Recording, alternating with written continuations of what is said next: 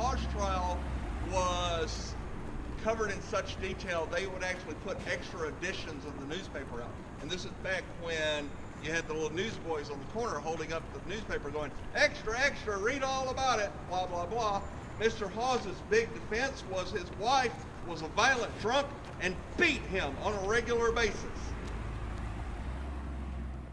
I mostly truck people around downtown in a walking tour and tell them about the dark and fascinating history of the founding of this city. Generally summarize my tours as it's 2 hours of murder, suicide, and hookers. One of my side projects is finding all of the cemeteries in the county. With a name like Wolfgang Poe, I'm going to either cook for a living or I am going to write horror novels. So I was a chef for 30 years. And that was mostly in Chattanooga, and the restaurant I was working at closed for remodeling, and it was obviously never going to open. I lost everything I had that I couldn't cram into my Jeep, and I moved back in with my parents at the ripe old age of 44. And I couldn't get a job with a resume that said executive chef, chef, because no one wants to hire you to flip burgers. So I'm moping around my parents' house, and I can't get a job. And I'm like, okay, I'm going to just go and take the ghost tour. I haven't really lived in this city in 25 years or so. So I said, I'll take a ghost tour, and found out there wasn't one. I was like, there's a job opportunity there.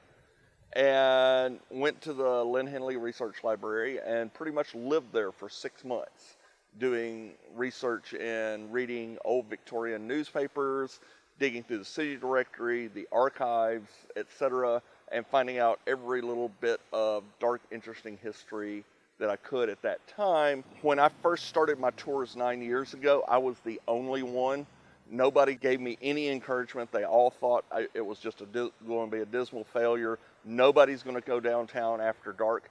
I didn't think I'd get more than 2 years out of it. This year, I am branching out to 5 different tours. The Birmingham Ghost Walk is the main one, and it's in multiple different parts, covering different parts of the city.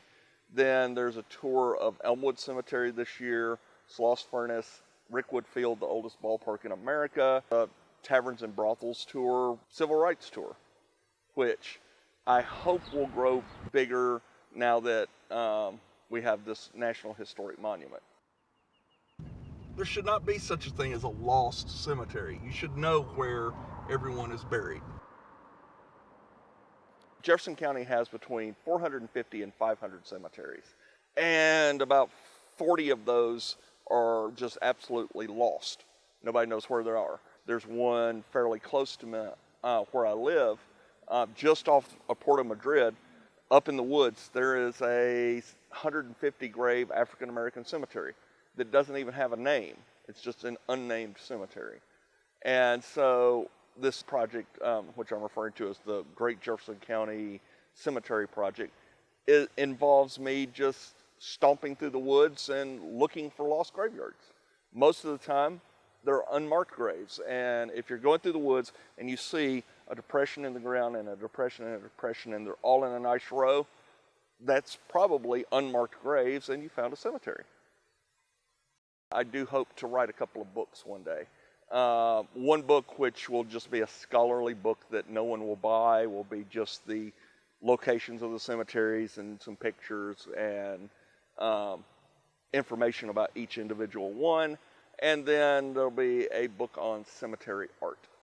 I'm getting older, and I would really like to stop doing this so much because after doing a tour, I hurt. And as I get older, I'm going to hurt more. And hopefully I'll be hiring some more people this year to start doing the tours for me, and then I can just devote myself mostly to research and doing specialty tours and show type things. This city has got just a layer of very fascinating history directly under everyone's noses, and they just don't know it.